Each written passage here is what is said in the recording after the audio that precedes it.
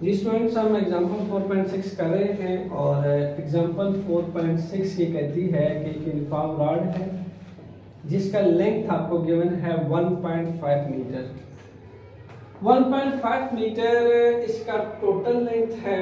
इसको हमने वेज पे प्लेस किया है एट 0.5 मीटर। वेज पे आपने इसको प्लेस किया है 0.5 मीटर, जो कि आपको ये गिवन है। ठीक है, फ्रॉम इट्स वन एंड, एक एंड से इसको वेज पे जो प्लेस किया गया है वो आपको गिवन है। ए एंड ए है, दूसरा एंड इसका बी है। स्टेप बाय स्टेप समझे इसको। एंड ए से प्लेस किया गया 0.5 मीटर के डिस्टेंस पे। ठीक, from its one end a force of 100 newton is applied at one end near to the edge. 100 newton की फोर्स आपने इस पे अप्लाई की है एक एज के नजदीक, टू कीप इट हॉरिजॉन्टल। इसको ऐसे हॉरिजॉन्टल पोजीशन में रखने के लिए आपने क्या करना है, आपने वेट फाइंड करना है और reaction of the ways find करना है। ये है reaction of the ways. Definitely जब आप रॉड वेज के ऊपर ऐसे प्लेस किया हुआ है तो वेज के ऊपर ये जो रॉड के ऊपर ये वेज एक रिएक्शन फोर्स लगाएगा जिसको आर बोला है, और इस रॉड का जो वेट है वो आपके सामने डाउनवर्ड अट्रैक्ट कर रहा है। ठीक, यानी हम इंटरेस्टेड है इसको और इसको फाइंड करने में। समझ आ गई? ये दो चीजें हमने फाइंड करनी है। अच्छा, बिफोर दिस के हमें दो चीजें फाइंड करना है। आपको ये पता होना चाहिए कि ये है आपका एक्सिस ऑफ रोटेशन यानी पाइवट पॉइंट। डेफिनेटली आपने जिस विच पे इस रॉड को बैलेंस किया दैट इज फिक्स्ड। तो ये है आपका पाइवट पॉइंट, यानी जितने मोमेंट आर्म्स हैं वो सारे के सारे कहां से कैलकुलेट किए जाएंगे, एक्सिस ऑफ रोटेशन से। ठीक है, फर्स्ट मोमेंट आर्म देखिएगा वो क्या है। फर्स्ट मोमेंट आर्म है 0.5 metre into force. Moment arm into force, ये पहला torque. Moment arm into this force, दूसरा टॉर्क। ठीक है, या फिर इसी हिसाब से सेंटर ऑफ ग्रेविटी के लिए भी सेम यही मोमेंट आर्म आएगा। ठीक है, ये वाला moment arm G into this momentum। अब यहाँ पे एक बात याद रखिएगा, अगर आप R को सोचें, R यहाँ पे एक रिएक्शनल फोर्स है जो ऊपर नॉर्मल की तरफ जा रही है और यही हमारा पाइवट पॉइंट है। तो तुम्हें अगर याद हो कि अगर फोर्स जो है वो तुम्हारे पाइवट पॉइंट से पास करे तो टॉर्क कितना होता है, जीरो। पाइवट पॉइंट में से जो टा होता है वो हम जीरो लेते हैं क्योंकि मोमेंट आर्म उसके लिए जीरो होता है। मोमेंट आर्म तो बचता नहीं है। तो यहाँ पे R जो है वो आपके वेज के सेंटर में से पास कर रहा है, यानी पाइवट पॉइंट में से पास कर रहा है, इसलिए R होने वाला है पूरा जीरो। सेंटर ऑफ ग्रेविटी का जो वेट है वो डाउनवर्ड अट्रैक्ट हो रहा है। वेट एक फोर्स है, force into this moment arm ये भी एक टॉर्क है, force into this moment arm ये भी एक टॉर्क है, और ये R into this moment arm यानी R इनटू जीरो ये भी एक टॉर्क है। सिचुएशन समझ आ गई? तीन टार्क है और तीनों टार्क के लिहाज से हमें ऐसा इसकी वैल्यूज पता करनी है स्टेप बाय स्टेप कि किस सिचुएशन पे कौन सी वैल्यू आएगी। डाटा देखते हैं इसका कि क्या क्या है हमारे पास, और फिर इसके ऊपर हम कंडीशन लगाते हैं। फोर्स है हमारे पास 100 न्यूटन, ये गिवन है। इसके साथ साथ हमारे पास OA जो है अगर देखा जाए तो वो ये है OA 0.5 मीटर, 0.5 मीटर। सिमिलरली आपके पास AG और BG। देखिएगा अगर ये मेरे पास सेंटर ऑफ मास है और इस एंटायर मास का, इस रॉड का एंटायर मास इस सेंटर के अंदर है, कन्फाइंड है। ठीक, तो सेंटर के लेफ्ट का फासला सेंटर के राइट का फासला बराबर होना चाहिए। AG equal to BG। समझ रहे हैं ना? Yes sir. ये दोनों डिस्टेंसेस बराबर होने चाहिए G से, क्योंकि G तो मुझे बिल्कुल सेंटर पे कन्फाइंड मिलेगा ना, तो सेंटर से लेफ्ट पे राइट पे फासला बराबर होना चाहिए। तो मैं कह सकता हूं AG is completely equal to BG। So ये लिख लेते हैं AG is equal to BG। Okay, next अगर आप इस डिस्टेंस की बात करें OG की, ओ जी कितना बनेगा हमारे पास 0.25 आपकी बुक इसको लिखती है 0.25 आया भी कैसे वो भी देख लेते हैं 0.25 ये है ठीक है अगर हम ऐसा करें इतने डिस्टेंस में से इतना डिस्टेंस माइनस कर दें इतने में से इतना माइनस करें तो ये नहीं बचता ये नहीं बी जी में से ओ ए माइनस कर दें बी जी में से ओ ए माइनस कर दें तो ओ जी बचता है ऐसा ही है यस सर तो बिल्कुल ऐसे ही डिस्टेंस हम लेने वाले हैं बी जी माइनस ओए ओए एजी ओए माइनस ठीक है ओए तो ये बनेगा आपके पास 0.75 metre minus minus 0.5 meter this will equal to 0.25 अब हमें फाइंड आउट क्या करना है हमें फाइंड आउट करना है r और w r हमें नहीं पता और w का नहीं पता जी स्टूडेंट्स इसके ऊपर अब हम ऐसा करते हैं सेकंड कंडीशन ऑफ इक्विलिब्रियम लगाते हैं अबाउट o इसको हमने o बोला है ये है मेरे पास पाइवट पॉइंट यानी एक्सिस ऑफ रोटेशन ठीक so let's apply second condition of equilibrium at point o apply second condition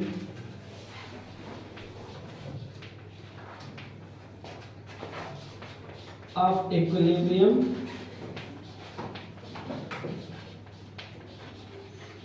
देखो हमेशा जब आप टार्क लगाते हो या कंडीशन सेकंड अप्लाई करते हो तो torque you know well torque needs some axis torque को पाइवट पॉइंट चाहिए होता है क्योंकि वहां से अपने मोमेंट आर्म लेना होता है तो इसलिए आप टार्क किसी पॉइंट ओ पे लगाओगे जो आपका पॉइंट ऑफ एक्सिस होता है या एक्सिस ऑफ रोटेशन होता है यहाँ पॉइंट ऑफ एक्सिस मेरा ओ है ठीक है जी तो यहाँ क्या बनेगा ये कंडीशन कहती है sum of torque is equal to 0 यही कहता है ना yes sir sum of the equal to 0 ठीक है तो इस कंडीशन के अकॉर्डिंग अगर आप देखें F cross OA R cross 0 और G क्रॉस या W क्रॉस 0.25 समझ गए F क्रॉस 0.5 पहला term F cross 0.1 torque R into 0 second torque W into 0.25 third torque समझ गए force into momentum force into momentum force into momentum आगे बढ़ सकते हैं समझ आ गया F cross OA this is your first torque फिर नेक्स्ट क्या लिखता है this is plus R into 0 फिर नेक्स्ट लिखता है इक्वल टू या प्लस W क्रॉस OG ये आगे सारे सम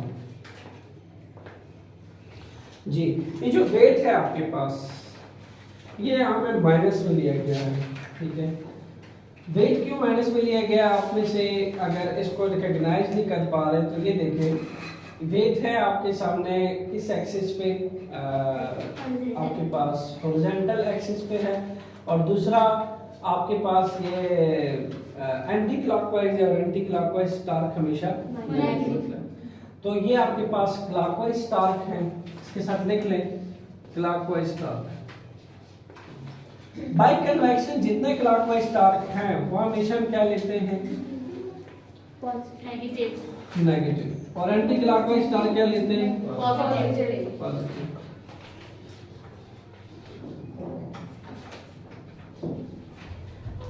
एंटी क्लॉकवाइज जो है वो हम पॉजिटिव और क्लॉकवाइज सारे क्या लेते हैं नेगेटिव तो क्लॉकवाइज टार्क में आपके पास W आ जाता है और ये आपके पास एंटी क्लॉकवाइज टार्क आ जाते हैं विच वन F और R जो है वो एंटी क्लॉकवाइज है और क्लॉकवाइज यहाँ पे क्या आ जाता है W समझ आ गई यहाँ पे W है और F और R जो है ये आपके पास एंटी क्लॉकवाइज बाय कन्वेंशन। अच्छा, इसको अब हमारे पास वैल्यू गिवन है 100 न्यूटन क्रॉस, नेक्स्ट क्या लिया जाए 0.5 मीटर, ये वैल्यू पूरी 0 हो जाएगी, यहाँ से माइनस आपको मिलने वाला है, W क्या है वो अननोन है, OG तो हमें पता है वो क्या है 0.75 मीटर, दिस वन OG की बात हो रही 0.25 जी। अगर आप इसकी वैल्यू कैलकुलेट करें इस W की, इसको आप इस साइड पे ले, ये वैल्यू इधर आ जाएगी, ये वैल्यू प्लस में आ जाएगी, तो ये आपके पास हो जाएगा 100 multiply 0.5 metre equal to W cross 0.25 metre, और W को आपने हासिल करने के लिए इस अमाउंट को वहां ले जाएं सर 200, ठीक है। तो 100 multiply 0.5 divide by 0.25, the answer is 200। Yes 200 Newton. यहां से कंफ्यूज नहीं होना ये कि ये साइड मैंने ऐसे लिखी है, एंटी क्लॉकवाइज टार्क बताया है सिर्फ कि वो एफ आर की वजह से प्रोड्यूस होगा और क्लॉकवाइज टार्क जो है वो डब्ल्यू की वजह से प्रोड्यूस होगा, ठीक है। साइड एक्सचेंजिंग से कंफ्यूज नहीं होना कि मैंने इधर लिखा है तो ये इसके लिए है वो इसके लिए, नो, जस्ट मेंशन किया मैंने, ठीक है। नेक्स्ट करते हैं आपके पास इसकी बात, क्योंकि ये तो आपने सेकंड कंडीशन में 0 कर दिया था। अब जरा फाइंड कर लेते हैं आर को, अब W फाइंड हुआ सिर्फ, नाउ आर के लिए ये जगह इतनी जगह बहुत है। आर के लिए आपने क्या अप्लाई करना है, simply first condition of equilibrium apply कर देना है, जो कि क्या कहता है summation of forces equal to 0। Apply first condition of equilibrium, first condition of equilibrium.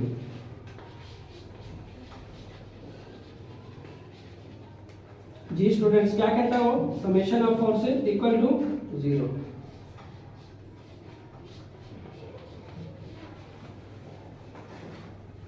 यहां पे कितनी फोर्सेस है टोटल, बहुत सारी, 1 2 3 इसकी बात नहीं कर रहे हैं हम, इंटरेस्टेड है इसमें, ठीक है। इन फोर्सेस में इंटरेस्टेड है, हमें वो निकालनी है। और अगर हम ये फोर्सेस ले लें, इन फोर्सेस का सिर्फ वर्टिकल कंपोनेंट लेंगे, समेशन ऑफ Fy ले लें सिर्फ इक्वल टू 0, तो Fy पे हमारे पास क्या सिचुएशन आ रही है, R लग रही है अपवर्ड, F और W लग रहे हैं डाउनवर्ड, समझ रहे हैं। समेशन ऑफ फोर्सेस हम किस लिहाज से लिख सकते हैं, upward plus downward forces equal to 0। अब जो साइन है वो डाउनवर्ड फोर्सेस के लिए नेगेटिव, अपवर्ड फोर्सेस के लिए पॉजिटिव। अगर मैं उसका वर्टिकल कंपोनेंट ले रहा हूं, यानी समेशन ऑफ Fy ले रहा हूं, तो आप सोचिएगा जो फोर्सेस मेरे पास प्लस y की तरफ होंगी वो सारी की सारी प्लस में ले ली, और जो नेगेटिव y की तरफ होंगी वो सारी की सारी नेगेटिव में। नेगेटिव y की तरफ कौन सी है F, दूसरी कौन सी है W, पॉजिटिव y की तरफ कौन सी है R। तो मैं लिख सकता हूं R minus F minus W equal to 0।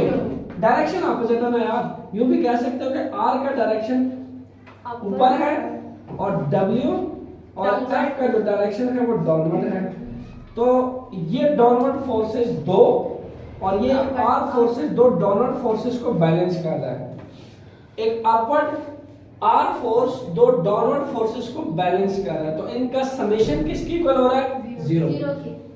तो मैं लिख सकता हूं R minus F minus W equal to 0, ठीक है जी। इसको यूं भी लिखा जा सकता था upward forces plus downward forces equal to 0। और चूंकि तुम्हें पता है कि वेक्टर में अगर डायरेक्शन ऑपोजिट होती है तो हम उसका नेगेटिव साइन लिखते हैं, तो यहाँ तो डायरेक्शन ऑपोजिट है, R ऊपर है और F और W नीचे है। तो F और W जो है आर के लिहाज से नेगेटिव हो गए और आर एफ और डब्ल्यू के लिहाज से पॉजिटिव हो गए। समझ गए? Yes sir. अच्छा, अब जस्ट कुछ नहीं करना, वैल्यूज पुट करनी। एफ तुम्हें पता है -100 न्यूटन है, डब्ल्यू तुम निकाल चुके हो, कितना है? -200 न्यूटन इक्वल टू 0। आर हमें चाहिए, बहुत आसान, -100 -200 -300 दूसरी साइड पे लेके जाओगे तो +300 300।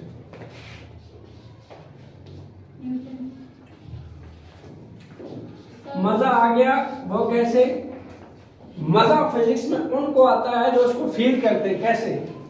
मैंने बोला कि आर एफ और डब्ल्यू को बैलेंस करा, यही बोला है? Yes sir. और वाकई में बैलेंस करा। देखिएगा आया है 300 न्यूटन, ये जब मैंने निकाला ये आया था 200 न्यूटन, और ये पहले से गिवन था कितना? 100 प्लस 200 300 न्यूटन दो फोर्सेस को बैलेंस कर रहा है। ठीक, इसी चीज का नाम है first condition of equilibrium. Equilibrium.